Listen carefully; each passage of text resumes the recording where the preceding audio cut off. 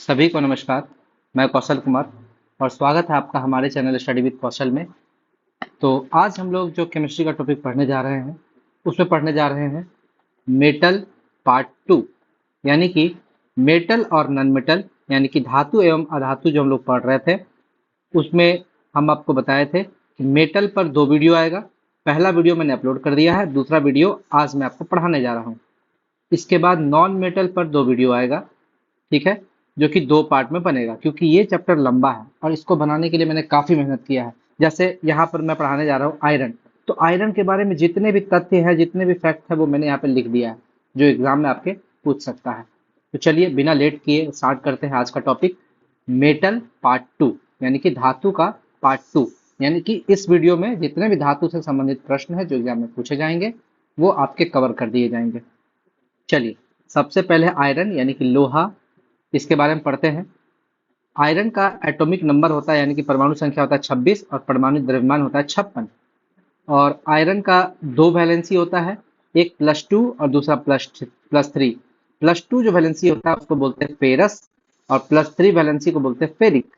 यानी कि आयरन जो है वो वेरिएबल वैलेंसी को शो करता है क्योंकि आयरन जो है वो डी ब्लॉक का एलिमेंट है। पीरियोडिक टेबल में हम आपको पढ़ाए थे S block, P block, D block और एफ ब्लॉक। तो उसमें जो डी ब्लॉक होता है वो वेरिएबल वैलेंसी को शो करता है, यानी कि संयोजकता उसका एक या एक से ज्यादा भी हो सकता है। जैसे यहाँ पर दो है और तीन है, दो संयोजकता है। ठीक है, अब बात करते हैं आयरन का। अगर बात करें तो प्रकृति में पाया जाने वाला दूसरा प्रचुर धातु, पहला धातु है एल्यूमिनियम और दूसरा धातु है आपका आयरन, लोहा। आयरन का ओर का बात करें, यानी कि अगर अयस्क का बात करें तो इसका अयस्क है सबसे पहला हेमेटाइट, इसका फॉर्मूला होता है Fe2O3।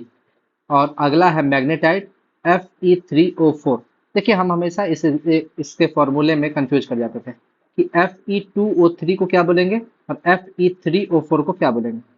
हम उल्टा बोल देते थे, इसको मैग्नेटाइट इसको हेमेटाइट बोलते थे। लेकिन आपको याद रखना है हेमेटाइट H से स्टार्ट होगा, मैग्नेटाइट M से स्टार्ट होगा, ठीक है, इंग्लिश में। ठीक है, और H पहले आता है इसलिए छोटा वाला हो जाएगा Fe2O3 हो जाएगा हेमेटाइट, और M बाद में आता है इसलिए बड़ा वाला यानी कि Fe3O4 हो जाएगा मैग्नेटाइट। यानी कि जिसमें 2 है वो हो जाता है हेमेटाइट यानी कि H, जिसमें 3 है वो हो जाएगा मैग्नेटाइट यानी कि M। तो आपका सारा कंफ्यूजन यहीं पर दूर हो गया। हेमेटाइट किसको बोलेंगे, मैग्नेटाइट किसको बोलेंगे। आगे आते हैं सीडेराइट। सीडेराइट जो है इसको बोलते हैं FeCO3, ठीक है, आयरन आपका कार्बोनेट, ठीक है, या इसको बोल सकते हैं फेरस कार्बोनेट, ठीक है। तो ये सीडेराइट भी आयरन का ओर है, आयरन का अयस्क है। अगला बात करते हैं लिमोनाइट। लिमोनाइट का बात करते हैं तो ये भी आपका लोहा का अयस्क है। अगर आप इसका फॉर्मूला याद रखना चाहें, फॉर्मूला भी याद रख सकते हैं FeOOH यानी कि FeOH और NH2, यानी कि इसमें आयरन है। और लिमोनाइट, ये क्वेश्चन इंपॉर्टेंट इसलिए हो जाता है क्योंकि इस बार जो BPSC 70th का एग्जाम हुआ था उसके प्री एग्जाम में, प्रीलिम्स के एग्जाम में ये क्वेश्चन पूछा गया था, लिमोनाइट किसका ओर है, और लिमोनाइट आयरन का ओर है। बहुत सारे लोग इसमें कॉपर वगैरह मार दिए थे ऑप्शन, जो कि गलत हो जाता। लिमोनाइट किसका ओर है, आयरन का ओर है। चलिए आगे बढ़ते हैं। लोहे का बात करें, आयरन का बात करें तो आयरन का निष्कर्षण यानी कि एक्सट्रैक्शन बेसेमर प्रक्रिया द्वारा किया जाता है। यानी कि एक प्रक्रिया है बेसेमर प्रक्रिया, इस प्रक्रिया के द्वारा आयरन को निकाला जाता है, ठीक है, उसकी खानों से, ओर से, अयस्क से। और ये जो बेसेमर प्रक्रिया है ये एक विशेष प्रकार की भट्टी में, यानी कि विशेष प्रकार के फर्नेस में बनाया जाता है। इस भट्टी को बोलते हैं वात्या भट्टी। याद रखिएगा, ये कम से कम 10 से 20 बार क्वेश्चन पूछा हुआ है कि आयरन जो है वो बेसेमर प्रक्रिया द्वारा बनाया जाता है, वो किस भट्टी में तैयार होता है, तो ये वात्या भट्टी में तैयार हो जाता है। और बात करें वात्या भट्टी में जो आपका आयरन बनता है, दो तरह का आयरन होता है। सबसे पहला है ढलवा लोहा यानी कि कास्ट आयरन, और दूसरा होता है पिटवा लोहा यानी कि राउट आयरन, ठीक है, राउट आयरन। तो दोनों देखिए बार बार एग्जाम में पूछा हुआ क्वेश्चन है कि पिटवा लोहा और ढलवा लोहा दोनों में अंतर क्या है, ठीक है। अब आपसे एग्जाम में ये भी क्वेश्चन पूछता है निम्न कोटि का लोहा यानी कि खराब किस्म का लोहा कौन है, ढलवा लोहा, ठीक है। और सबसे उच्च कोटि का यानी कि सबसे बेस्ट क्वालिटी का लोहा है राउट आयरन यानी कि पिटवा लोहा। एक चीज आप समझिएगा, जो जितना पिटेगा वो उतना चमकेगा, ठीक है, जो जितना जलेगा वो उतना चमकेगा। उसी तरह याद रखिएगा, लोहा को भी जो जितना पिटा हुआ रहेगा वो उतना ही उच्च कोटि का होगा। इसीलिए आप ये तरीका से याद रख सकते हैं कि पिटवा लोहा जो है वो उच्च कोटि का होता है, राउट आयरन जो है वो उच्च कोटि का होता है। क्यों उच्च कोटि का होता है? क्योंकि इसमें कार्बन की मात्रा कम होती है, 0.1 से 0.25% कार्बन होता है, जबकि ढलवा लोहा यानी कि कास्ट आयरन में कार्बन की मात्रा 2 से 3% होती है, यानी कि ये धुएं, मतलब ये काफी भंगुर होगा, ब्रिटल होगा, ठीक है, जबकि पिटवा लोहा जो है वो स्ट्रांग होगा। आगे और बात करते हैं, FeCl3 iron chloride, ferric chloride, ठीक है, इसका यूज होता है ब्लड प्यूरिफिकेशन में। एग्जाम में पूछेगा, वन लाइनर के तौर पर डायरेक्ट मार देना है। अगला है आयरन पायराइट, FeS2। FeS2 को बोलते हैं आयरन पायराइट। इसको फूल्स गोल्ड भी बोलते हैं, यानी कि मूर्खों का सोना। बार बार एग्जाम में पूछा हुआ क्वेश्चन है, रेलवे का ये फेवरेट क्वेश्चन, आरआरबी। आरआरबी ऐसा ही क्वेश्चन उठा के पूछता है, जो अगर आप जानते हैं तो आपको 1 नंबर मिलेगा, नहीं जानते हैं तो 0 नंबर मिलेगा। अगर गलती मार दिए तो 0.33 माइनस भी हो जाएगा। इसीलिए आपको दिमाग में बैठाना है, ये गलती नहीं करना है। FeS2 जो आयरन पायराइट, इसी को बोलते हैं मूर्खों का सोना, फूल्स गोल्ड। आपको याद रखना है, बार बार रिपीट कीजिएगा, एग्जाम बार बार प्रीवियस ईयर क्वेश्चन बनाइएगा, मेरे वीडियो को देखिएगा, बार बार प्रैक्टिस कीजिएगा, ये सब आपको याद हो जाएगा। याद रखिए, साइंस जो है एक बार मेहनत करने की चीज है, ठीक है, एक बार अच्छे से मेहनत कर लीजिए, समझ लीजिए और उसको रिवीजन कीजिए। साइंस से आसान नंबर उठाने के लिए और कोई भी सब्जेक्ट नहीं। आगे आते हैं, FeSO4 इंटू 7H2O। इसका अगर बात करें, आयरन सल्फेट इंटू 7H2O, इसको बोलते हैं हम लोग ग्रीन विट्रियोल। क्या बोलते हैं? Green vitriol. हम आपको पहले भी बता दिए थे, 3 तरह का विट्रियोल होता है, यानी कि कशिश या इसको थोथा भी बोलते हैं। सबसे पहले आपको ग्रीन विट्रियोल, फिर ब्लू विट्रियोल, फिर व्हाइट विट्रियोल, ठीक है, 3 तरह का विट्रियोल। ग्रीन विट्रियोल में क्या होता है? Iron sulphate, blue vitriol copper sulphate, white vitriol zinc sulphate, यानी कि सब में सल्फेट है, लेकिन पानी का मात्रा भी आपको याद रखना है।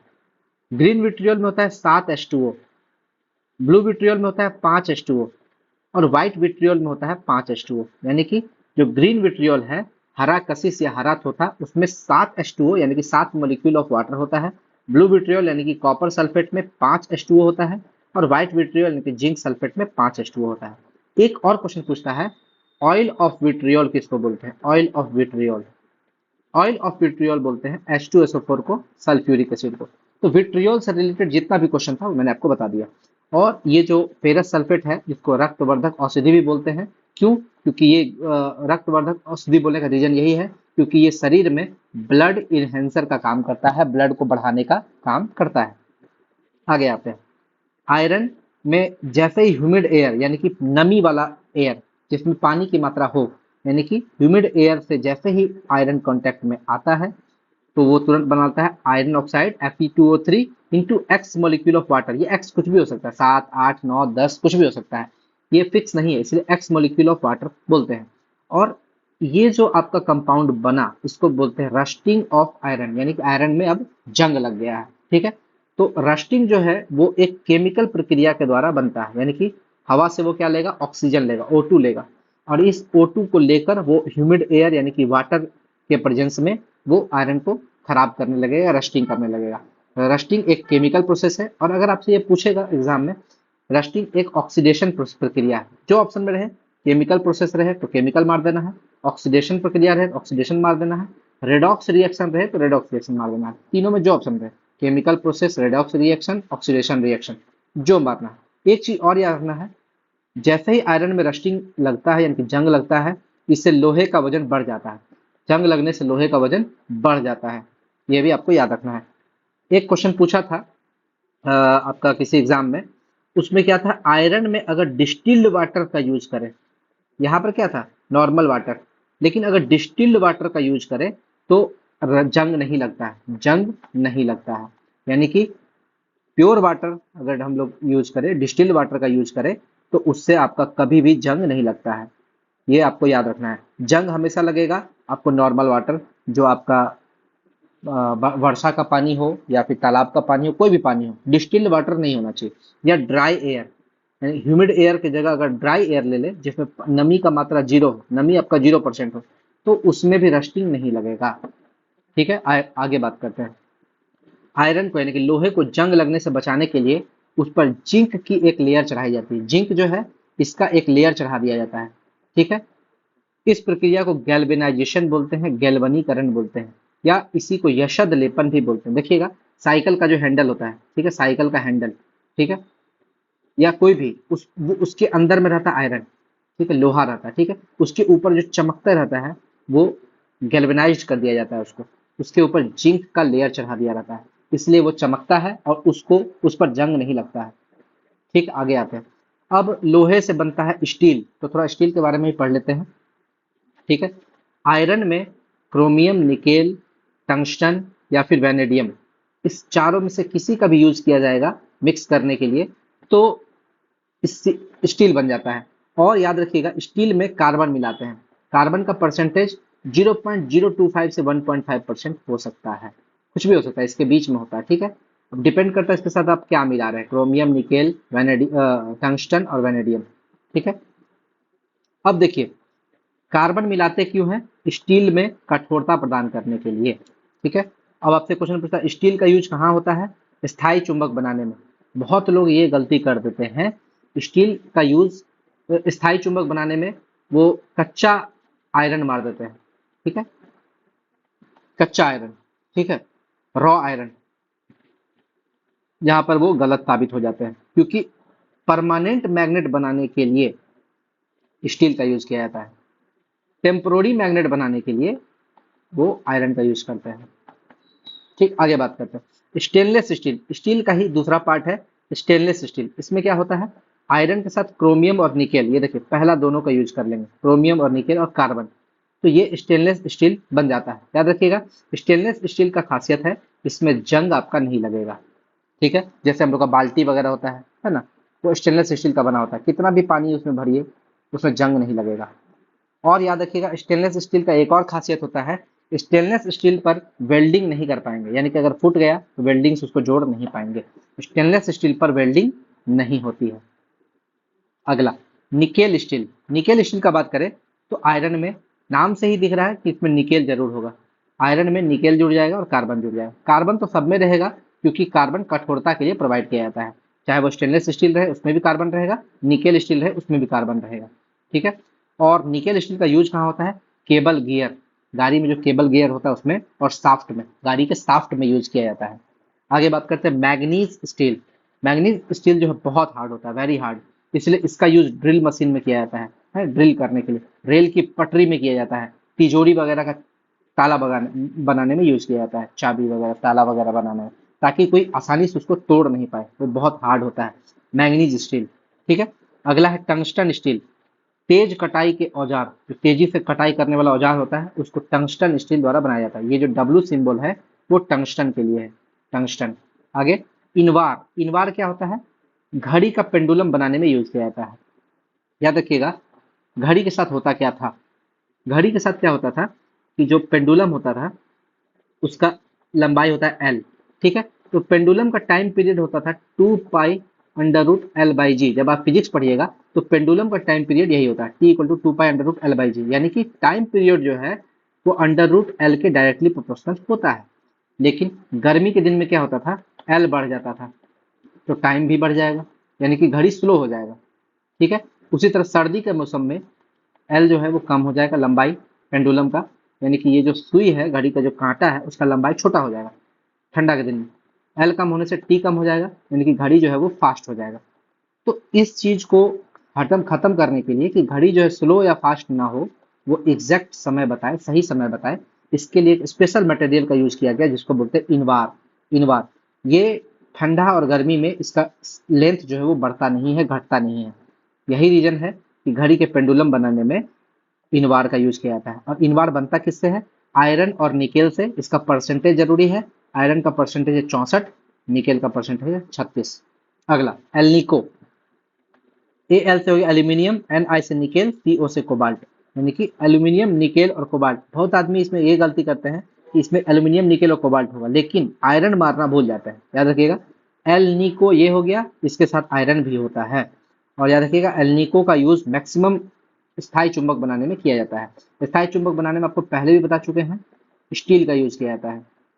आगे निक्रोम, निक्रोम, ठीक है, निक्रोम में एन आई से निकेल, क्रो से क्रोमियम, यानी कि निकेल और क्रोमियम तो होगा ही, साथ में आयरन भी होगा, नाम से समझ लीजिए। और निक्रोम का यूज कहाँ होता है? हीटर की क्वाइल में, जो घर में हीटर यूज किया जाता है उसका क्वाइल में निक्रोम का यूज किया जाता है। टोस्टर में यूज किया जाता है, टोस्टर टोस्ट करने के लिए जो आपका गर्म करने वाला रड होता है। विद्युत केतली इलेक्ट्रिक रड वाले में यूज किया जाता है। इलेक्ट्रिक आयरन में यूज किया जाएगा। इमर्सन रड, जो पानी को गर्म करने के लिए इमर्सन रड होता है, उसमें यूज किया जाता है निक्रोम को। क्यों यूज किया जाता है? क्योंकि इसका रेसिस्टेंस बहुत ज्यादा होता है, रेसिस्टेंस ज्यादा होता है। रेजिस्टेंस यानी कि प्रतिरोध, प्रतिरोध ज्यादा होने के कारण ये ज्यादा हीट उत्पन्न करता है, क्योंकि हीट का फॉर्मूला क्या होता है? आई स्क्वायर आर टी। जब आप फिजिक्स पढ़िएगा तो हीट का formula I square R T होता है, यानी कि करंट के स्क्वायर के प्रोपोर्शनल, रेसिस्टेंस के डायरेक्टली प्रोपोर्शनल, और टी यानी कि टाइम। ठीक है, टाइम। आगे बढ़ते हैं। मोहर सॉल्ट, मोहर सॉल्ट का अगर बात करें तो इसका फॉर्मूला आता है NH4 2SO4 into FeSO4 into 6H2O। जिस तरह आप एल्यूमिनियम क्या बोलते हैं, इसका फॉर्मूला पढ़े थे एलम, एलम यानी कि फिटकिरी का, ठीक है, उसी तरह इसका भी फॉर्मूला, मोहर सॉल्ट का फॉर्मूला याद रखिए। वहां पे एल्यूमिनियम सल्फेट था, Al2SO4 था वहां पर एलम वाले में, लेकिन मोहर सॉल्ट में क्या है? Ammonium sulphate. वहां एल्यूमिनियम सल्फेट था, यहाँ ammonium sulphate, iron sulphate into 6H2O। याद रखिएगा ये भी डबल सॉल्ट है, यानी कि दो सॉल्ट से बना है, एक तो आयरन सल्फेट और एक अमोनियम सल्फेट, इसलिए बोहर सॉल्ट भी एक डबल सॉल्ट है, जिस तरह एलम आपका डबल सॉल्ट था। और इसको लैब में रिजेंट के रूप में, अभिकर्मक के रूप में प्रयोग किया जाता है। यानी कि मोहर सॉल्ट का यूज कैसे किया जाता है? रिजेंट के रूप में, अभिकर्मक के रूप में प्रयोग किया जाता है। चलिए, आयरन आपका खत्म हो गया। अगला जो एलिमेंट है वो है सिल्वर। सिल्वर यानी कि चांदी। इसका एटॉमिक नंबर यानी कि परमाणु संख्या होता है 47 और परमाणु द्रव्यमान होता है 108। ठीक है, और इसका और एकमात्र है जिसको आपको याद रखना है, अर्जेंटाइट, अर्जेंटाइट। ठीक है, सिल्वर जो चांदी जो है वो बहुत अर्जेंट वाली चीज है। ठीक है, अर्जेंट बनाना है, अर्जेंट वर्ड से याद रखिएगा, बहुत अर्जेंट है, बहुत जरूरी है। अर्जेंटाइट का फॉर्मूला होता है Ag2S यानी कि सिल्वर सल्फाइड। ठीक है, अर्जेंटाइट किसका और है? सिल्वर का। चांदी जो है एकदम अर्जेंट में बनाना है, ऐसे याद रखिए। ठीक है, अर्जेंट में बनाना। अब सिल्वर को जब एयर में खुला छोड़ देते हैं, हवा में खुला छोड़ देते हैं, हवा में एक गैस पाई जाती है H2S, हाइड्रोजन सल्फाइड। इससे सड़ी मछली की गंध आती है, मछली या अंडा, हाँ मछली की गंध आती है। ठीक है, अब याद रखिएगा सिल्वर में, अगर हम सिल्वर को एयर में छोड़ देते हैं खुला, तो H2S गैस के प्रेजेंस में आकर वो Ag2S बनाता है, यही Ag2S, और ये ब्लैक कलर का हो जाता है, यानी कि सिल्वर को काला काला कर देता है, कोरोजिव कर देता है, यानी कि कोरोजन, सिल्वर का कोरोजन हो जाता है, संक्षारण हो जाता है। आपसे पूछेगा कि चांदी के काले रंग होने का कारण क्या है? हवा में मौजूद H2S gas, hydrogen sulphide gas. आगे आते हैं। सिल्वर जो है विद्युत की सबसे बेस्ट सुचालक धातु है, बेस्ट कंडक्टर ऑफ इलेक्ट्रिसिटी, सबसे अच्छा इलेक्ट्रिसिटी का कंडक्टर। एक चीज और हम आपको बताए थे, जितने भी मेटल होते हैं उसमें सबसे मैलिएबल, मैलिएबल और डक्टाइल की अगर हम लोग बात करें तो मैलिएबल और डक्टाइल में 1 नंबर पे आता है क्या? गोल्ड, और 2 नंबर में आता है सिल्वर। यानी कि मैलिएबल बोलिए, आघातवर्ध बोलिए, या डक्टाइल बोलिए, तनी बोलिए, दोनों में पहले पे गोल्ड और दूसरे पे सिल्वर आता है, यानी कि सिल्वर इसमें सेकंड नंबर पर आता है। क्योंकि सिल्वर पढ़ा रहे हैं इसलिए आपको ये बताना बहुत जरूरी था। अब 4 कंपाउंड के बारे में आपको जानना बहुत जरूरी है।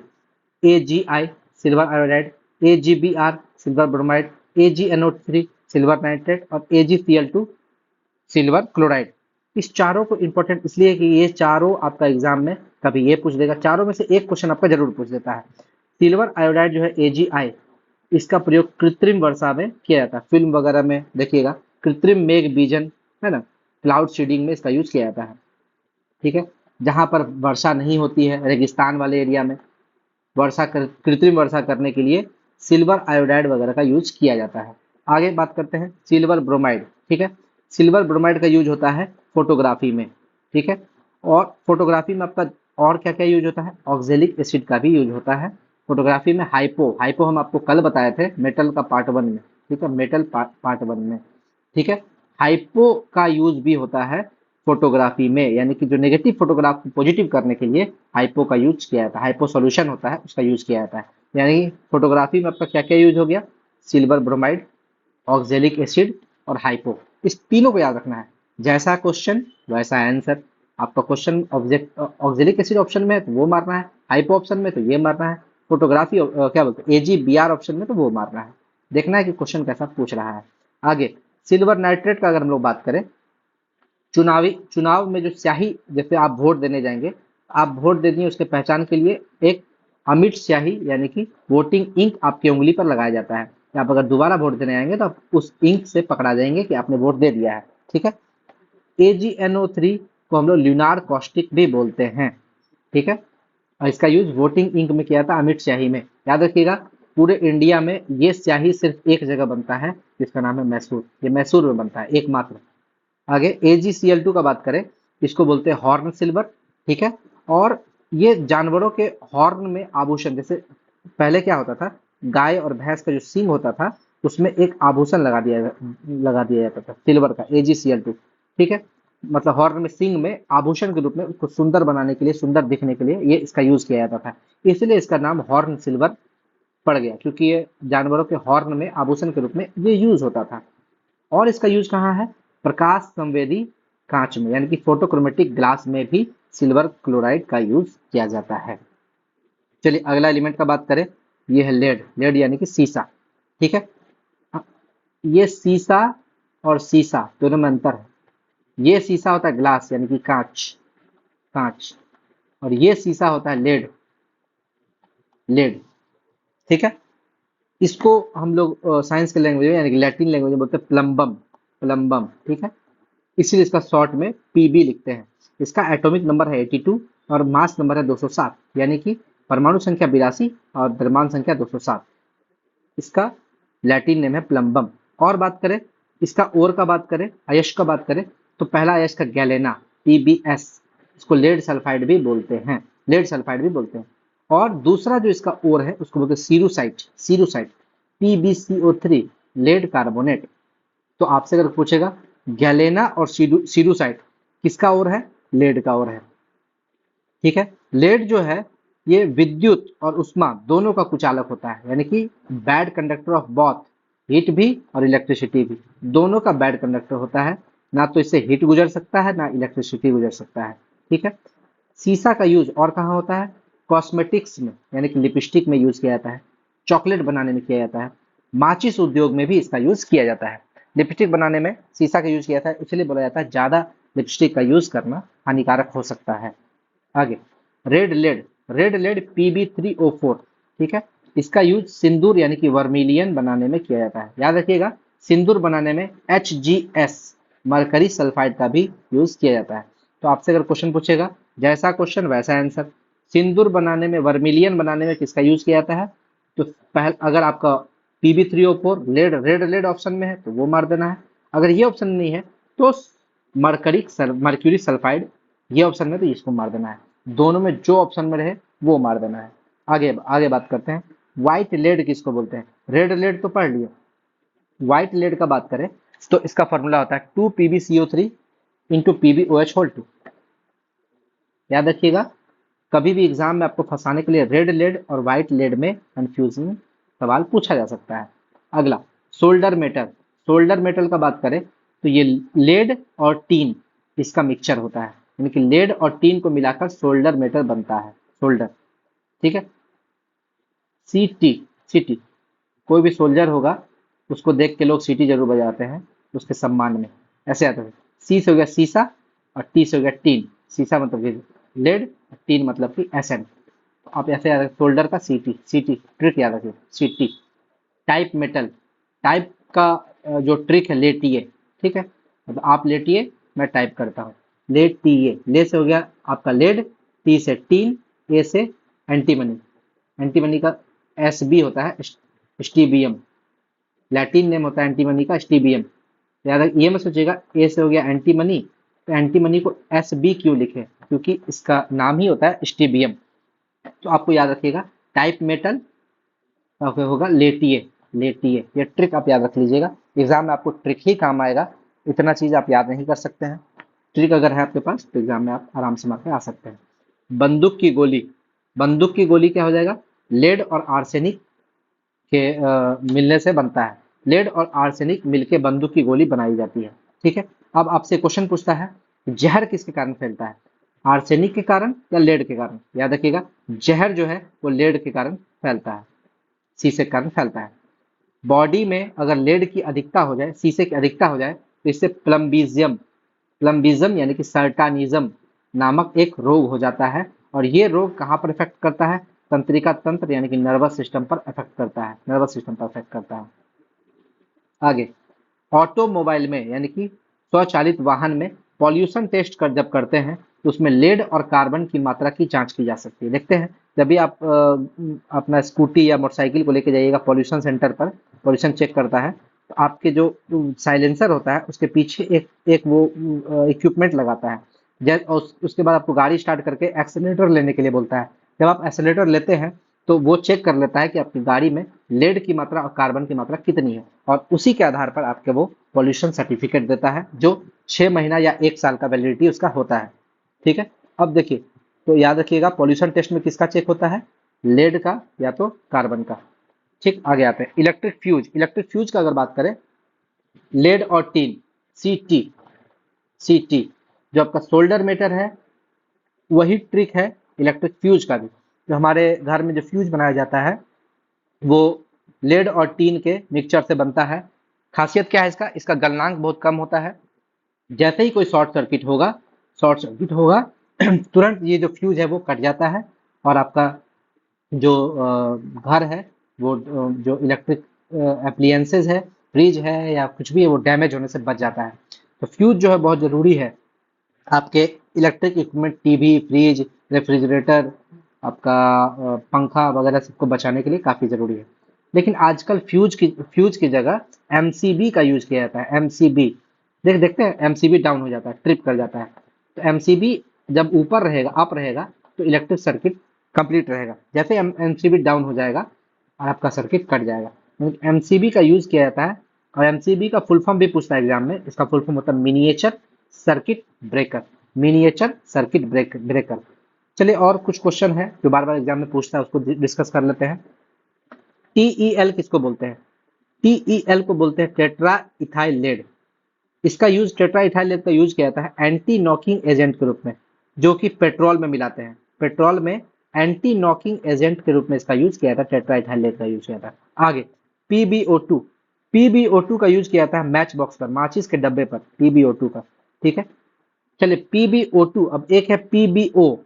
पीबीओ को बोलते हैं लिथार्ज। याद रखिएगा, पीबीओ2 जो है, यहाँ पे 2 ऑक्सीजन है, पीबीओ में केवल 1 ऑक्सीजन है। ठीक है। अगर एक ही ऑक्सीजन है तो इसको लिथार्ज बोलेंगे, और इसका यूज स्टोरेज बैटरी में यानी कि संचायक बैटरी में किया जाता है, संचायक बैटरी में किया जाता है। ठीक है। इसको लेड स्टोरेज बैटरी भी कहा जाता है, लेड स्टोरेज बैटरी। ठीक है। और समझिए, पीबीओ यानी कि लिथार्ज का यूज ग्लास बनाने में, कांच बनाने में भी किया जाता है। तो ये तो था लेड से रिलेटेड जितना भी क्वेश्चन था जो एग्जाम में पूछा हुआ था, मैंने एक जगह कर दिया। मुझे विश्वास है कि आपको बहुत ही अच्छा लग रहा होगा। आगे बढ़ते हैं, गोल्ड का बात करते हैं, सोना का बात करते हैं। गोल्ड का लैटिन नाम है ऑरम, इसलिए इसको शॉर्टकट में एयू लिखते हैं। गोल्ड का एटॉमिक नंबर है 79 और मास नंबर है 197। ठीक है। सोने का ओर का बात करें तो ये होता है, इसका अयस्क है वो है कैल्वेराइट और सिल्वेनाइट। सिल्वेनाइट से सिल्वर मत मारिएगा, याद रखिएगा, सिल्वर मार दीजिएगा, सिल्वर होता है लेकिन एक्चुअली में ये गोल्ड का ओर है, गोल्ड का ओर है। एग्जाम में आपका गोल्ड और सिल्वर दोनों ऑप्शन में रहेगा, आप गोल्ड मारिएगा, सिल्वर नहीं मारिएगा, याद रखिएगा, सिल्वेनाइट। ठीक है। सिल्वेनाइट और कैल्वेनाइट, कैल्वेराइट और सिल्वेनाइट गोल्ड का ओर है। AuTe2 कैल्वेराइट का फॉर्मूला है, सिल्वेनाइट का फॉर्मूला AgAuTe2, यानी कि AuTe2 के आगे Ag अगर लगा दिए तो ये बन गया अगला सिल्वेनाइट। और मोस्टली ये मुक्त अवस्था में पाया जाता है, यानी कि जनरली जो गोल्ड जो है वो मुक्त अवस्था में पाया जाता है, क्योंकि ये एक नोबल मेटल है, उत्कृष्ट धातु है। याद रखिएगा, 3 मेटल जो है नोबल होता है, सिल्वर, गोल्ड, प्लैटिनम। प्लैटिनम, इस 3 मेटल को नोबल मेटल कहा जाता है। क्यों नोबल मेटल कहा जाता है? क्योंकि ये जनरली निष्क्रिय होता है, किसी से भी रिएक्ट नहीं करता है, इसको इनर्ट मेटल भी कहा जाता है। याद रखिए, इसको इनर्ट मेटल यानी कि निष्क्रिय मेटल भी, निष्क्रिय धातु भी कहा जाता है। ये लीस्ट रिएक्टिव होता है, अत्यंत कम क्रियाशील होता है, इसीलिए इसका कोई कोरोजन, कोई रस्टिंग नहीं होता है। लेकिन याद रखिएगा, हम आपको बताए थे सिल्वर, गोल्ड और प्लेटिनम। सिल्वर का कोरोजन हो जाता है H2S के कारण, बताए थे ब्लैक कलर हो जाता है सिल्वर में, चांदी में, जिसका कारण है H2S। ठीक है, लेकिन जनरली इसमें कोरोजन नहीं होता है। सिल्वर में भी कोरोजन होता है, तो सिर्फ H2S से और किसी से नहीं। आगे बात करते हैं। अब देखिए, सोना जो है वो लीस्ट रिएक्टिव है, यानी कि वो किसी से रिएक्शन नहीं करे, उसका कोरोजन नहीं होगा। यही कारण है कि सोने की चमक बरकरार रखती है। हमेशा सोने का चमक बरकरार रहेगा, कभी सोने का चमक घटेगा नहीं। ठीक है। AuCl3 gold chloride, Auric chloride भी इसको बोलते हैं, और इसका यूज कब किया जाता है? सर्प विरोधी इंजेक्शन बनाने में किया जाता है। याद रखिएगा, बिहार का जो एग्जाम था BSSC इंटर लेवल, इसमें ये क्वेश्चन पूछा गया था। ठीक है, कि सर्प विरोधी या सर्प दंश करके कुछ था क्वेश्चन, है ना। सर्प विरोधी इंजेक्शन में किसका यूज किया जाता है? तो ऑरिक क्लोराइड, गोल्ड क्लोराइड का यूज किया जाता है, AuCl3 का यूज किया जाता है। आगे, गोल्ड सबसे अधिक आघातवर्धी और तन्य धातु है, हम आपको पहले बता चुके हैं। सबसे ज्यादा मेलिएबल और डक्टाइल का बात करेगा तो पहला नंबर पे आएगा गोल्ड, और सेकंड नंबर पे आएगा सिल्वर, ये हम आपको पहले भी बता चुके हैं। आगे, प्योर गोल्ड 24 कैरेट का होता है, और गोल्ड की शुद्धता को कैरेटोमीटर से नापा जाता है। अगर हम लोग कहते हैं कि गोल्ड 18 कैरेट का है, समझे, तो इसका मतलब 18 कैरेट गोल्ड का मतलब क्या है कि उसमें 18 गोल्ड है और 6 क्या है? कॉपर है। याद रखिए, गोल्ड में हमेशा कॉपर मिलाया जाता है। ठीक है, 18 गोल्ड हो गया और 6 कॉपर हो गया, यानी कि गोल्ड का परसेंटेज, कितना परसेंटेज वो शुद्ध है वो देखेंगे। तो 18 हो गया गोल्ड, कितना में? 24 में, इंटू 100। इसको अगर निकालेंगे तो 75% आ जाएगा, यानी कि 18 कैरेट गोल्ड जो है वो 75% शुद्ध है, बाकी 25% उसमें मिलावट है। ठीक है। आगे, हार्डनेस। अच्छा, ये तो हम लोग पढ़ लिए कि गोल्ड जो है, प्योर गोल्ड 24 कैरेट का होता है। अगर हीरे का आपसे 1 कैरेट पूछे तो कितने का होता है? हीरे का 1 कैरेट 200 मिलीग्राम का होता है, 200 mg का होता है हीरे का 1 कैरेट। ये भी आपको याद रखना है, पूछा हुआ क्वेश्चन एग्जाम में। अगला, गोल्ड के लिए फेमस है KGF। KGF का फुल फॉर्म होता है Kolar gold fields. Kolar gold fields जो है कर्नाटक में एक खान का नाम है। कोलार और हट्टी, याद रखिएगा, कोलार और हट्टी जो है ये सोने की खान है कर्नाटक में। कर्नाटक में सोने की खान माइंस का नाम है। आगे आते हैं। गोल्ड जो है इतना सॉफ्ट होता है कि उससे आभूषण नहीं बनाया जा सकता है। शुद्ध सोना जो है बहुत सॉफ्ट होता है, जिससे आभूषण नहीं बनाया जा सकता है। अगर आप यही समझिए ना कि सोना जो है सबसे अधिक मैलिएबल और टक्टाइल है, यानी कि उसको पीट के चादर बना सकते हैं, यानी कि वो कितना सॉफ्ट होगा, तभी तो उससे चादर बना सकते हैं। अगर आप प्योर गोल्ड का अगर कोई चेन बना लेते हैं, उसको कोई भी चोर खींचेगा तो तुरंत खिंचा जाएगा, टूट जाएगा वो। ठीक है, इसीलिए उससे आभूषण नहीं बन सकता है। इसीलिए गोल्ड को हार्डनेस लाने के लिए, गोल्ड में हार्डनेस करने के लिए उसमें कॉपर मिलाया जाता है। ठीक है, ये आपसे क्वेश्चन पूछ सकता है, सोने को हार्ड करने के लिए, आभूषण बनाने के लिए उसमें कॉपर मिलाया जाता है। इसीलिए कोई भी सोना जिसका आभूषण बना हुआ है वो 24 कैरेट का हो ही नहीं सकता है। 24 कैरेट का सोना लीजिएगा, बहुत वीक होगा, टूट जाएगा। आगे आते हैं एक्वारेजिया। एक्वारेजिया का खासियत क्या है कि ये, इसमें HCl और HNO3 का रेशियो 3:1 होता है। याद रखिएगा, HCl 3 यूनिट होता है और HNO3 1 यूनिट होता है। ये आपसे एग्जाम में पूछा हुआ। एक्वारेजिया को हम लोग हिंदी में क्या बोलते हैं? अम्लराज। अम्लराज बोलते हैं। यानी कि क्यों अम्लराज नाम पड़ा? क्योंकि ये सोना जो है वो ना तो HCl में घुलेगा, ना HNO3 में घुलेगा, ना किसी एसिड H2SO4 में भी नहीं घुलेगा। लेकिन HCl और HNO3 को 3:1 में मिला देंगे तो वो बन जाएगा अम्लराज। और ये अम्लराज जो है, इसमें सोना पूरी तरह से घुल जाता है। याद रखिए, इसमें प्लेटिनम भी घुल जाता है और इसमें सिल्वर भी घुल जाता है, लेकिन सोने के लिए ये फेमस है। अमराज सोने के लिए फेमस है। अब देखिए होता क्या है, गांव घर में जब आपका कोई भी आता है, बोलता है सोने को साफ करवा लीजिए, इससे आपका आभूषण बनाया जाएगा, आप लोग सोचते हैं अच्छा हाँ सोना लगता है, सोना का चमक खत्म हो गया। लेकिन हम आपको पहले बता चुके हैं, सोने की चमक हमेशा बरकरार रखती है। आपको सोना साफ करने के बहाने आपका सोने साफ कर देगा वो, यानी कि सोना गायब कर देगा। वो क्या करेगा? एक्वारेजिया का एक बर्तन रखेगा, ठीक है, उसमें जैसे आपका सोना का चेन डालेगा, उसको निकालेगा, तो वो सोना 1 किलो का था, पता चला 0.998 किलो बचा, यानी कि 0.002 केजी सोना जो है वो अपना अम्ल राज में घोल लिया, गायब कर दिया आपका सोना। यानी कि सोना साफ करते करते सोने साफ कर दिया आपका। इसीलिए कभी भी गांव घर में अगर कोई भी आए सोना साफ कराने के बहाने आपसे बोले, मैडम जी आपके गले का सोना से ज्यादा पड़ोसी का सोना चमक रहा है, तो ईर्ष्या से सोना मत साफ करवाने लग जाइएगा, वो आपको बेवकूफ बनाने के लिए आया है। ठीक है, सोना साफ कभी मत करवाइएगा, सोना कभी, उसका चमक कभी भी खराब नहीं होता है। आगे आते हैं, कॉपर का बात करें, अगला एलिमेंट जो हम लोग पढ़ने वाले हैं वो है कॉपर। ठीक है, कॉपर का बात करें तो कॉपर का एटॉमिक नंबर होता है 29 और इसका मास नंबर होता है 63.5, यानी कि परमाणु द्रव्यमान होता है 63.5। कॉपर भी है, इसका जो आपका ये होता है क्या बोलते हैं इलेक्ट्रॉनिक कन्फिग्रेशन, याद रखिएगा 3d10 4s2 होता है। ये हम आपको एटॉमिक स्ट्रक्चर में बताए हुए थे, पढ़िएगा, अगर डिटेल में पढ़ना तो वहां जाकर देख लीजिएगा, यहाँ इतना टाइम नहीं है बताने के लिए। कॉपर को किस विधि से एक्सट्रैक्शन किया जाता है, निष्कर्षण किया जाता है, तो कॉपर के एक्सट्रैक्शन का जो विधि है उसको हम लोग बोलते हैं फेन प्लवन विधि। बहुत फेमस है फेन प्लवन विधि। फेन प्लवन विधि द्वारा कॉपर को निकाला जाता है। कॉपर का दो वैलेंसी होता है, +1 और +2। अगर कॉपर का +1 वैलेंसी है तो इसको बोला जाता है क्यूप्रस, और +2 वैलेंसी इसको बोला जाता है क्यूप्रिक। कॉपर का अगर ओर का बात करें, अयस्क का बात करें, तो CuFeS2 होता है कॉपर का ओर, इसको कॉपर पायराइट भी बोलते हैं। याद रखिएगा, कॉपर का ओर क्या हो गया, कॉपर पायराइट। और दो और है कॉपर का, मैलेकाइट एजुटाइट, मैलेकाइट एजुराइट। तो ये दोनों ओर भी कॉपर का होता है, ये आपको याद रखना है। फॉर्मूला इसका नहीं याद रखना है, एग्जाम में आपसे कभी भी फॉर्मूला नहीं पूछेगा। मैलेकाइट किसका ओर है, मार दीजिएगा कॉपर। एजुराइट किसका ओर है, मार दीजिएगा कॉपर। यही पूछेगा आपसे, याद रखिएगा। कॉपर को हिंदी में बोलते तांबा। ठीक है, मानव द्वारा प्रयोग की जाने वाले सबसे प्रथम धातु है। प्रथम का बात किया, आपसे पूछेगा सबसे पहला धातु कौन हो गया मानव द्वारा, कॉपर। सबसे पहला जानवर का बात करेगा, कुत्ता। सबसे पहले मानव किस जानवर का प्रयोग किया, कुत्ता। और सबसे पहले मानव द्वारा प्रयोग की जाने वाली फसल तो जौ, जौ मार देना। तो फसल का बात करें तो जौ, जानवर का बात करें तो कुत्ता, और कौन सा एलिमेंट, कौन सा तत्व का बात करें तो कॉपर यानी कि तांबा। ठीक है, ये तीनों क्वेश्चन आपसे हिस्ट्री में पूछा जाता है, तो आपको याद रखना है। अगला, कॉपर में ऑक्सीजन से रिएक्ट, जैसे ही कॉपर ऑक्सीजन से रिएक्ट करेगा तो ये बनाएगा कॉपर ऑक्साइड।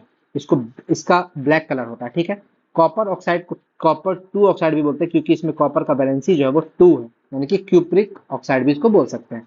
और इसका कलर जो है होता है ब्लैक कलर का होता है, ये भी आपको याद रखना है। कॉपर को जब हम लोग हवा में छोड़ देंगे, याद रखिएगा, चांदी को हवा में छोड़े थे तो चांदी जो है H2S से रिएक्ट करके ब्लैक कलर का हो गया था, लेकिन कॉपर को जब हम लोग हवा में छोड़ेंगे तो ये 2 कलर शो करता है। अगर कॉपर हरा रंग शो किया, इसको हवा में छोड़ दिए और कॉपर अगर हरा रंग का हो गया, समझ लीजिएगा कि वो कॉपर कार्बोनेट के कारण हुआ है। लेकिन वही अगर नीला रंग हो गया तो कॉपर कार्बोनेट के साथ इसमें कॉपर हाइड्रोक्साइड भी ऐड हो गया, यानी कि सिर्फ अगर कॉपर कार्बोनेट है तो वो हरा रंग का होगा, और इसके साथ कॉपर हाइड्रोक्साइड भी मिल गया तो ये नीला रंग का हो जाएगा। यानी कि सबसे पहले कॉपर जो है वो हरा रंग का होगा कॉपर कार्बोनेट के कारण, फिर धीरे धीरे वो अपना कलर जो है वो नीला में बदल लेगा कॉपर कार्बोनेट और कॉपर हाइड्रोक्साइड के कारण। आगे आते हैं, हम आपको बता चुके हैं blue vitriol copper sulphate into 5H2O, green भी बता चुके हैं FeSO4 इंटू 7H2O, और व्हाइट भी बता चुके हैं ZnSO4 इंटू 5H2O। ये आपको याद रखना है। इसको नीला कशिश या नीला थोथा भी बोलते हैं हिंदी में, और इसका यूज कहाँ किया जाता है, फर्टिलाइजर में यानी उर्वरक में, या पेस्टिसाइड में, कवकनाशी में यूज किया जाता है। आगे, बॉडी में अगर कॉपर की अधिकता हो जाए, इससे हम लोग को चैल्कोसिस या विल्सन नामक रोग हो जाता है। ये बायोलॉजी में आप लोग को पढ़ाए थे। आगे, चांदी के बाद विद्युत का दूसरा सबसे अच्छा सुचालक कौन है, कॉपर है। तो अगर बेस्ट कंडक्टर ऑफ इलेक्ट्रिसिटी का बात करें तो 1 नंबर पे होता है सिल्वर, 2 नंबर पे होता है कॉपर। आगे बात करते हैं इसका एलॉय। याद रखिए, कॉपर जो है एलॉय बनाने के लिए, यानी कि मिश्र धातु बनाने के लिए सबसे फेमस है। एलॉय को हम लोग हिंदी में क्या बोलते हैं, मिश्र धातु। मिश्र धातु, ये मिश्र धातु बनाने के लिए काफी फेमस है।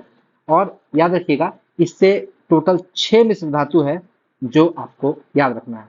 अगला, पीतल, इसको बोलते हैं ब्रास। पीतल क्या बोलते हैं, ब्रास। इसका कॉपर और जिंक, ठीक है, कॉपर और जिंक मिलके बनता है। क्या रखिएगा, पीताजी, पीतल यानी कि पीस हो गया पीतल, तास हो गया तांबा, जी से हो गया जिंक, जिंक। ठीक है, अब समझिएगा, यानी कि पिताजी का ये ट्रिक हुआ याद करने का।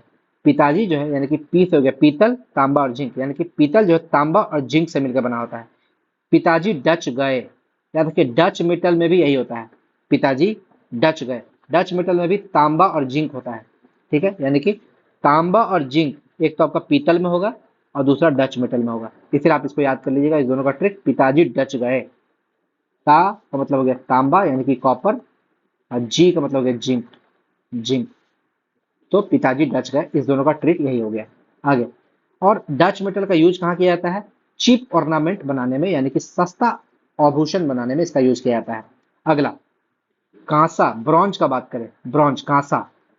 कांसा का हो जाएगा कॉपर और टीन, कॉपर और टीन, याद रखिएगा कॉपर और टीन मिलता है तो कांसा बनता है। और यही बेल मेटल में भी यही होता है, बेल मेटल में भी कॉपर और टीन होता है, कॉपर और टीन होता है। अगला, जर्मन सिल्वर, जर्मन सिल्वर का बात करें तो ये नाम सिल्वर है लेकिन इसमें सिल्वर नहीं होता है। ये बार बार रेलवे में पूछा हुआ क्वेश्चन, आरआरबी, आरआरबी का फेवरेट क्वेश्चन है कि जर्मन सिल्वर में सिल्वर होता है कि नहीं, नहीं होता है। जर्मन सिल्वर नाम है जर्मन सिल्वर, लेकिन इसमें सिल्वर नहीं होता है। इसको याद करने का तरीका समझिए। नेताजी, नेताजी देखिए, नेताजी सुभाष चंद्र बोस जो थे वो जर्मनी गए थे हिटलर के पास, हिटलर हिटलर से उनकी काफी दोस्ती थी, इसलिए याद कर लीजिएगा जर्मन सिल्वर का ट्रिक है नेताजी। ने से हो गया निकेल, ता से हो गया तांबा यानी कि कॉपर, और जी से हो गया zinc, nickel copper zinc, Netaji. ठीक, आगे गन मेटल का बात करें। गन मेटल जो है, गन से, गन मेटल को आप याद कैसे कर सकते हैं? जैकेट, जैकेट, जैकेट मतलब, ठीक है, जैकेट कैसे? क्योंकि जैकेट जो है वो आपको गन से बचाएगा, बंदूक की गोली से बचाएगा। और कौन सा जैकेट? Bullet proof jacket. इसीलिए गन मेटल का ट्रिक याद रखिए, जैकेट। जै से हो गया जिंक, कै से हो गया कॉपर, और टॉ से हो गया टीन, जैकेट। अगला, रॉल्ड गोल्ड, रॉल्ड गोल्ड का बात करें तो कॉपर में एल्यूमिनियम मिलाया जाता है तो रॉल्ड गोल्ड हो जाता है। और गन मेटल का बात करें तो गन मेटल जैकेट जो है इसका यूज किया जाता है मशीन पार्ट्स में, जो मशीन का पार्ट्स होता है उसमें, और तोप बनाने में, कैनन बनाने में भी इसका यूज किया जाता है। अगला, जिंक का बात करें, जस्ता, तो जिंक का एटॉमिक नंबर होता है 30 और मास नंबर होता है 65.5। इसका जो संयोजकता है वो +2 होता है। ठीक है, इसके ओर का बात करें, जिंक के ओर का, इसका 3 ओर है। पहला ओर है जिंकाइट, इसको ZnO बोलते हैं, या जिंक व्हाइट भी इसको बोलते हैं। इसका यूज पुताई करने में किया जाता है। और जिंक ब्लेंड, दूसरा ओर क्या है इसका जिंक का? जिंक ब्लेंड है ZnS, यानी कि जिंक सल्फाइड। ठीक है, और तीसरा ओर है कैलामाइन, इसमें टिक मारे हुए हैं क्योंकि यही एग्जाम में पूछता है। कैलामाइन, कैलामाइन जिंक का ओर है, ZnCO3 इसका फॉर्मूला है, जिंक कार्बोनेट इसको बोलते हैं। याद रखिए कैलामाइन, आपसे एग्जाम में ये नहीं पूछेगा कि ये किसका फॉर्मूला है। कैलामाइन किसका ओर है? तो जिंक का, बस यही पूछेगा। Zinc blende, zinc, zincite, zinc, तो याद रखिए जिंक ब्लेंड और जिंकाइट में जिंक छुपा हुआ, तो वो आपसे एग्जाम में नहीं पूछेगा, पूछेगा कैलामाइन। अगला, फिलोस्पर्स वूल, फिलोस्पर्स वूल का फॉर्मूला होगा ZnO। ठीक है, याद रखिएगा फिलोस्पर्स वूल नाम समझ लीजिएगा कि इसमें जिंक छुपा हुआ है। और इसका यूज मलहम, क्रीम, सिंथेटिक टिथ, यानी कि कृत्रिम दांत बनाने में भी फिलोस्पर्स वूल का यूज किया जाता है। मलहम बनाने में, क्रीम बनाने में और सिंथेटिक टिथ बनाने में।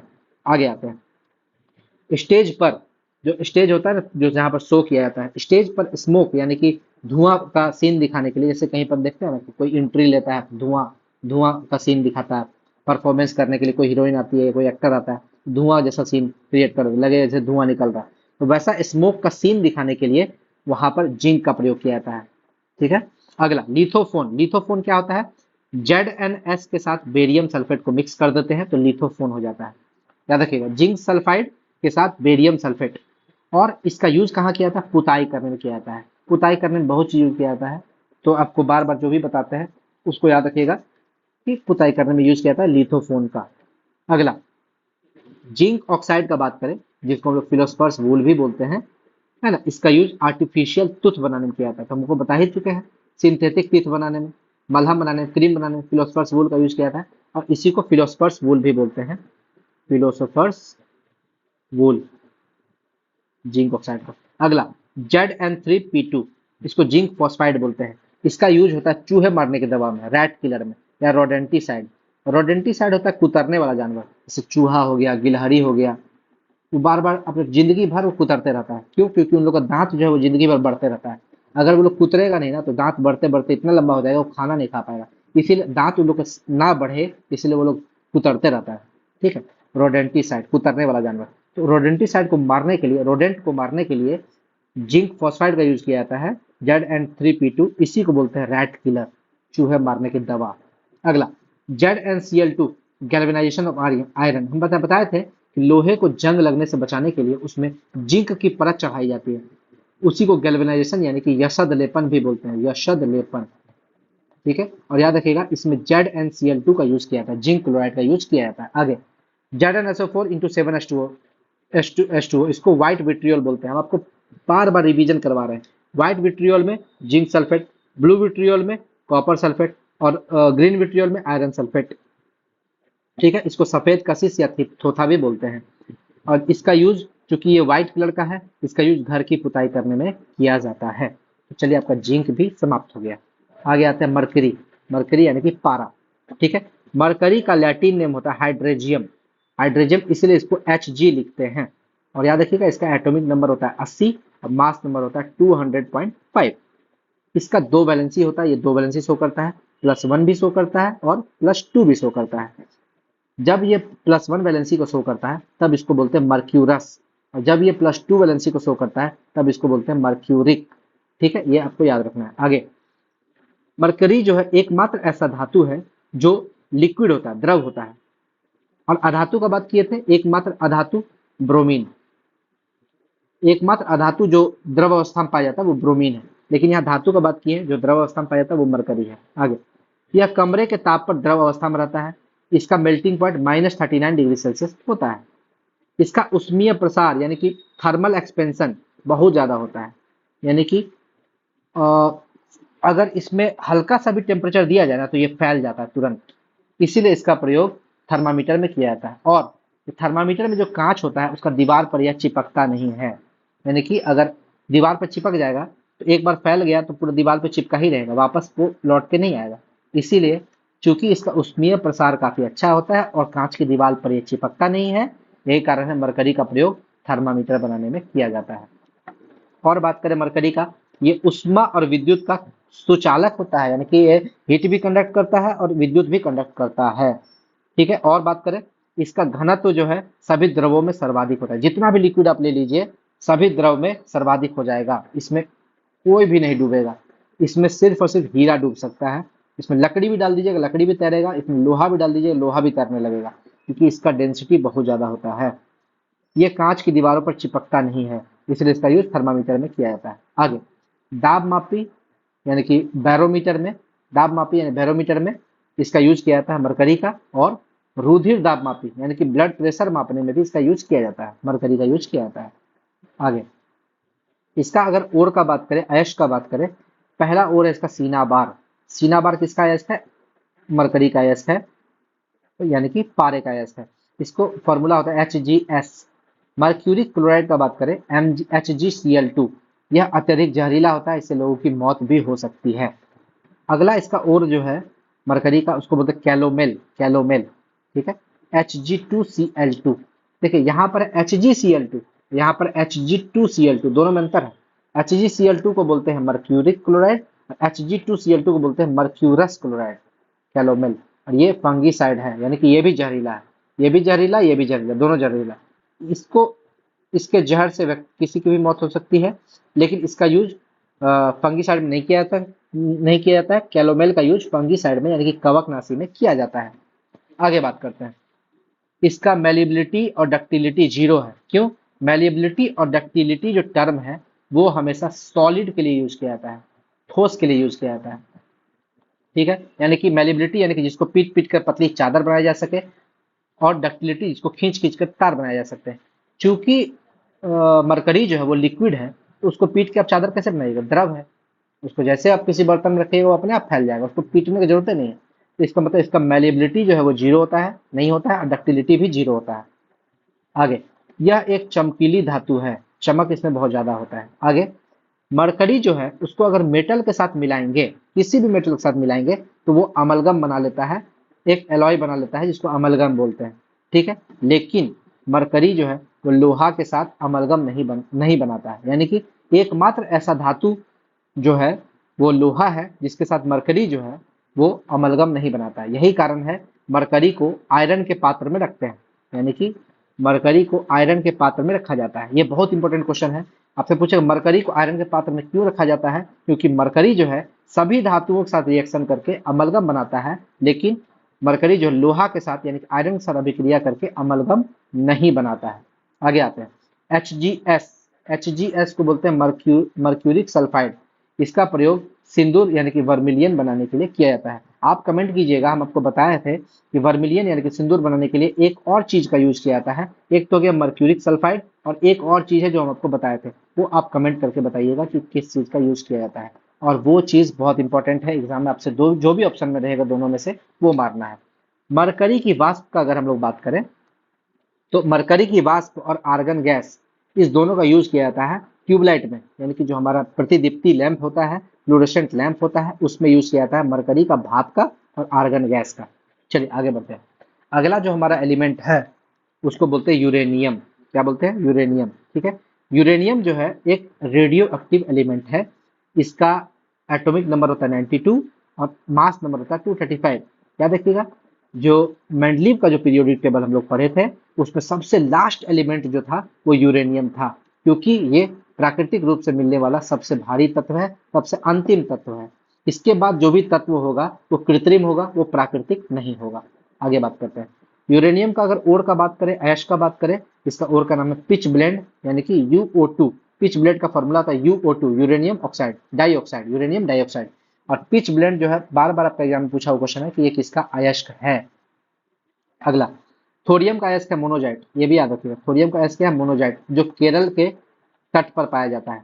भारत में केरल के तट पर जो मोनोजाइट नामक बालू होता है उसमें पाया जाता है। अगला रॉक या अर्थ की एज बताने के लिए यूरेनियम डेटिंग का प्रयोग किया जाता है। जैसे हम लोग किसी प्लांट का एज, ठीक है, किसी फॉसिल्स का एज काउंट करने के लिए हम लोग क्या करते हैं, कार्बन डेटिंग का यूज करते हैं। उसी तरह रॉक यानी कि चट्टानों का या अर्थ का, पृथ्वी का एज, या किसी भी ग्रह प्लानेट का एज काउंट करने के लिए, बताने के लिए हम लोग यूरेनियम डेटिंग का यूज करते हैं। ठीक है, आगे आते हैं। भंडार, यूरेनियम के भंडार कहाँ पर है? झारखंड के जादूगोड़ा में यूरेनियम काफी प्रचुर मात्रा में पाया जाता है। अगला यूरेनियम को हम लोग क्या बोलते हैं? मेटल ऑफ होप भी बोलते हैं, आशा धातु भी बोलते हैं। यानी कि ये फ्यूचर का धातु है, आने वाले समय में इससे हम लोग बिजली उत्पादन काफी प्रचुर मात्रा में कर सकते हैं। यूरेनियम का यूज न्यूक्लियर रिएक्टर में ईंधन के रूप में भी किया जाता है। U-35 का यूज किया जाता है, यानी कि यूरेनियम का जो 235 ओर है उसका प्रयोग किया जाता है। यूरेनियम का यूज एटम बम बनाने में भी किया जाता है। ठीक है, एटम बम के खोजकर्ता कौन थे? ओपेनहेमर। ठीक है, और कहीं कहीं ऑटो हॉर्न का भी यूज किया था। ऑटो हॉर्न, ये भी आपको ऑप्शन, जो ऑप्शन मिले वो मार देना है। अगला क्वेश्चन है रणनीतिक धातु या स्ट्रेटेजिक मेटल किसको बोलते हैं? टाइटेनियम को बोलते हैं। टाइटेनियम का यूज कहाँ होता है? युद्ध टैंक बनाने में, वारशिप बनाने में यूज किया जाता है। याद रखिएगा, टाइटेनियम का यूज जो है आपका आयरन मैन वगैरह मूवी सब में है ना, काफी दिखाया गया। टाइटेनियम का यूज किया जाता है बड़ा बड़ा जहाज वगैरह बनाने में, युद्ध टैंक बनाने में, मेटल वारशिप बनाने में ये स्ट्रेटेजिक मेटल का यूज किया जाता है, जिसको टाइटेनियम बोलते हैं। आगे चार्जेबल बैटरी जो होता है उसमें वो लिथियम आयन बैटरी होता है। यानी कि लिथियम आयन बैटरी जो है वो चार्जेबल होता है, और लिथियम जो है वो एक मेटल है, काफी सॉफ्ट मेटल है। और इसका यूज मोबाइल का बैटरी में भी किया जाता है। इलेक्ट्रिक वाहन जो होता है ना, ऑटो टोटो वगैरह, उसका जो बैटरी होता है उसमें यूज किया जाता है। इलेक्ट्रिक स्कूटी वगैरह में यूज किया जाता है, लिथियम आयन बैटरी का ही यूज किया जाता है। आगे थोरियम का बात करें, ये भी रेडियो एक्टिव एलिमेंट है यूरेनियम की ही तरह, और इसका अयस्क का नाम है मोनोजाइट।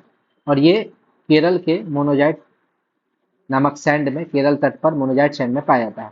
और थोरियम का यूज भी न्यूक्लियर रिएक्टर में और न्यूक्लियर वेपन में किया जाता है। आगे मैंगनीज का बात करें, मैंगनीज जो है अगला धातु है जिसका हम लोग पढ़ना है। मैंगनीज का ओर का अगर हम लोग बात करें तो इसका ओर का नाम है पायरोल्यूसाइट, जिसका फॉर्मूला था MnO2। एक और ओर है इसका मैंगेनाइट, तो MANG से हम लोग याद कर लेंगे, MANG मैंगनीज होता है। मैंगेनाइट में Mn2O3 और H2O इसका इंटू H2O इसका फॉर्मूला है। तो आपको उतना नहीं याद रखना है, आपको याद रखना है पायरोल्यूसाइट और मैंगेनाइट, ये दोनों मैंगनीज का ओर है। याद रखिएगा KMnO4 जो होता है पोटेशियम परमैंगनेट, इसमें मैंगनीज होता है और इसका प्रयोग, इसको लाल दवा भी बोलते हैं, वाटर प्योरीफायर में इसका यूज होता है, ब्लीचिंग एजेंट के रूप में भी इसका यूज किया जाता है। और नगर पालिका का जो पानी होता है, नगर पालिका जो पानी यूज करती है शहर में, जिस पानी का सप्लाई करती है, उस पानी को साफ करने में, प्योरीफाई करने में ब्लीचिंग एजेंट के रूप में KMnO4 का यूज करती है, जिसको लाल दवा भी बोलते हैं। और KNO4 अगर आपसे पूछेगा नगर पालिका के पानी में जो एक दवा की गंध आती है वो पोटेशियम परमैंगनेट की गंध आती है। फेरोमैंगनीज का बात करें तो ये आयरन और मैंगनीज मिलकर फेरोमैंगनीज नामक मिश्र धातु बनता है। कुछ हम लोग और का बात कर लेते हैं जो एग्जाम में आपसे बार बार पूछा जाता है। मैग्नेसाइट, ये मैग्नीशियम का और है, MgCO3। डोलोमाइट, डोलोमाइट याद रखिएगा दो, डोलो मतलब दो, इसमें दो है, मैग्नीशियम भी है कैल्शियम भी है, यानी कि magnesium carbonate calcium carbonate. Dolomite यानी कि दो, दोनों का और है, यानी कि दो और है, यानी कि ये दो का और है, मैग्नीशियम का भी और है, कैल्शियम का भी और है। कार्नेलाइट, कार्नेलाइट जो है ये मैग्नीशियम का और है, पोटेशियम क्लोराइड और मैग्नीशियम क्लोराइड इंटू 6H2O, इसको कार्नेलाइट बोलते हैं। ठीक है। इप्सम सॉल्ट का अगर बात करें MgSO4 इंटू 7H2O, हम पहले बता चुके थे, दर्द दर्द से रिलीफ पाने के लिए इप्सम सॉल्ट बात किया जाता है, यानी कि इप्सम सॉल्ट से बना हुआ पानी में, गर्म पानी में घोल लीजिए तो उससे आपको दर्द से रिलीफ मिलेगा। आगे बॉक्साइट का अगर हम लोग बात करें तो Al2O3 इंटू 2H2O को हम लोग बॉक्साइट बोलते हैं। और ये भी याद रखिएगा सिर्फ Al2O3 है इसको हम लोग कोरंडम बोलेंगे और एल्यूमिना भी बोलेंगे, यानी कि Al2O3 का दो नाम है, कोरंडम भी है एल्यूमिना भी है, लेकिन इसमें जब 2H2O मिला देंगे तो ये बॉक्साइट हो जाएगा। क्रायोलाइट का बात करें तो Na3Al(F6) इसका फॉर्मूला है, यानी कि ये एल्यूमिनियम का और सोडियम का और है, एल्यूमिनियम मेनली आप याद रखिएगा। गैलेना, गैलेना PbS, ये लेड का और है, लेड। ठीक है। उसके बाद डाइस्पोर का बात करें Al2O3 इंटू H2O, अंतर समझिए, जब बॉक्साइट है तो Al2O3 में दो H2O है, लेकिन डाइस्पोर में Al2O3 के साथ सिर्फ एक H2O है। अंतर समझ गए हैं। क्यूप्राइट का बात करें तो क्यूप्राइट Cu2O है, आपको फॉर्मूला याद करने का मन है कीजिएगा, सिर्फ आप क्यूप्राइट कॉपर का ओर है, ऐसे भी याद कर सकते हैं। एजुराइट भी कॉपर का ओर है, फॉर्मूला याद करने की जरूरत नहीं है। कैसीटेराइट, ठीक है, कैसेट में टीन का यूज होता है, याद रखिए कैसेट में टीन, कैसेट जो होता है CD जो डिस्क कैसेट होता है उसमें टीन, ऐसा मतलब टीन, यानी कि कैसीटेराइट जो है वो टीन का ओर है, टीन। अगला अर्जेंटाइट, अर्जेंटाइट जो है Ag2S वो सिल्वर का ओर है। कैलोमेल मरकरी का ओर है। मैंगेनाइट मैंगनीज का ओर है। क्रोमाइट आयरन का ओर है। ठीक है। स्टिबनाइट स्टीबियम का ओर है, स्टीबियम का ओर है। जिंक ब्लेंड जिंक का है। और स्टिबनाइट जो है स्टीबियम यानी कि एंटीमनी, एंटीमनी का ओर है। ठीक है। कैलेमाइन जिंक का ओर है।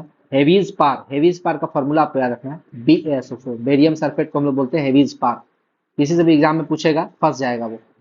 निकेल ग्लैंस का बात करें तो निकेल के साथ सल्फर आ जाएगा तो ग्लैंस। ठीक है। इल्मेनाइट FeTiO3, यानी कि इल्मेनाइट किसका ओर है, टाइटेनियम का, टाइटेनियम। और टाइटेनियम को हम लोग क्या बोलते हैं, स्ट्रेटेजिक मेटल। टाइटेनियम क्या बोलते हैं, रणनीतिक धातु, स्ट्रेटेजिक मेटल। अगला प्लेटिनम का अगर हम लोग बात करें तो प्लेटिनम को नोबल या इनर्ट मेटल बोलते हैं, क्यों, क्योंकि ये किसी से रिएक्ट नहीं करता है। प्लेटिनम को व्हाइट गोल्ड भी बोला जाता है। और याद रखिएगा फाउंटेन पेन का जो नीब होता है, जो आगे वाला पॉइंट होता है, उस पर प्लेटिनम का यूज किया जाता है। और प्लूटोनियम, ये प्लेटिनम था, ये प्लूटोनियम है। प्लूटोनियम जो है ये मोस्ट पॉइजनस है, बहुत ही ज्यादा जहरीला, एक्टिनाइड सीरीज में आता है। हम आपको बताए थे एफ ब्लॉक एलिमेंट जब हम आपको पढ़ाए थे एटॉमिक स्ट्रक्चर में या फिर इसमें पीरियोडिक टेबल में, एफ ब्लॉक एलिमेंट में दो होता है, पहला होता है लैंथेनाइड और दूसरा होता है एक्टिनाइड। तो एक्टिनाइड जो होता है दूसरा वाला, उसमें प्लूटोनियम पाया जाता है, बहुत ही जहरीला है, एक्टिनियम सीरीज की धातु है और इसका यूज एटम बम बनाने में प्रयोग किया जाता है। ऑटो हॉर्न और ओपेनहेमर जो है इसी का यूज करके सबसे पहला एटम बम बनाया था, यह भी आपको याद रखना है। आगे टंगस्टन का मेल्टिंग पॉइंट जो है 3800 डिग्री सेल्सियस होता है, जो कि धातुओं में सर्वाधिक है, इसीलिए टंगस्टन का यूज जो है बल्ब के फिलामेंट में यूज किया जाता है। अगला पीतल, पीतल के डिस्कलर होने का कारण H2S है। और आपको एक चीज और बताए थे, सिल्वर यानी कि चांदी, चांदी के डिस्कलर होने का, डिस्कलर नहीं ब्लैक कलर, चांदी के ब्लैक कलर होने का कारण, ब्लैक कलर होने का कारण जो है वो भी आपका H2S है। अब आप हमको कमेंट कीजिएगा, H2S से सड़े हुए अंडे की गंध आती है कि मछली की? कमेंट कीजिएगा, दोनों में से किसकी गंध आती है? रबर टायर, रबर टायर की खोज किसने की थी? डुबलब, डुबलब ने की थी। तांबे पर लगा हरा परत, तांबे पर जो ग्रीन परत, देखिए तांबा जो है उस पर हरा परत होता है, वो कॉपर कार्बोनेट के कारण होता है। लेकिन याद रखिए तांबे पर एक नीला परत भी होता है, नीला परत, वो नीला परत किसके कारण होता है? कॉपर कार्बोनेट तो होगा ही, जैसे हरा परत में कॉपर कार्बोनेट होगा, नीला परत में इसके साथ कॉपर हाइड्रोक्साइड भी हो जाता है, कॉपर हाइड्रोक्साइड, ये भी आपको याद रखना है। अगला, बल्ब में जो है आर्गन और नियॉन गैस का यूज होता है बल्ब में, ठीक है। और हम आपको पहले बताए थे कि मरकरी की वाष्प, मरकरी की वाष्प और इसके साथ आर्गन गैस, इसका यूज होता है ट्यूबलाइट में। तो कहाँ यूज होता है? ट्यूबलाइट में, यानी कि फ्लूओरेसेंट लैंप में। तो चलिए आज जो है मेटल का जो है, मेटल का पार्ट 2 यानी कि पूरा मेटल चैप्टर हम आपको कंप्लीट करवा दिए हैं। अगला वीडियो में हम आपको पढ़ाएंगे नन मेटल यानी कि अधातु, ठीक है। तो कैसा लगा आपको मेरा वीडियो? अगर आपको मेरा वीडियो अच्छा लगा हो तो जरूर मेरे चैनल को लाइक शेयर और सब्सक्राइब कीजिएगा, ज़्यादा से ज़्यादा लोगों तक मेरे वीडियो को फैलाइएगा, ताकि जो लोग BSSC बिहार इंटर लेवल की या बिहार ग्रेजुएट लेवल की या Bihar statistical officer, block statistical officer की तैयारी कर रहे हैं, या कोई भी बिहार से संबंधित एग्जाम की तैयारी कर रहे हैं, रेलवे की तैयारी कर रहे हैं, जिस एग्जाम में साइंस पूछा जाता है, उनको मेरे वीडियो से काफ़ी बेनिफिट मिलेगा, काफ़ी लाभ मिलेगा। तो धन्यवाद मेरा चैनल देखने के लिए। इसी तरह मेरे चैनल को देखते रहिए और ज़्यादा से ज़्यादा लोगों तक मेरे वीडियो को फैलाइए, शेयर कीजिए। धन्यवाद।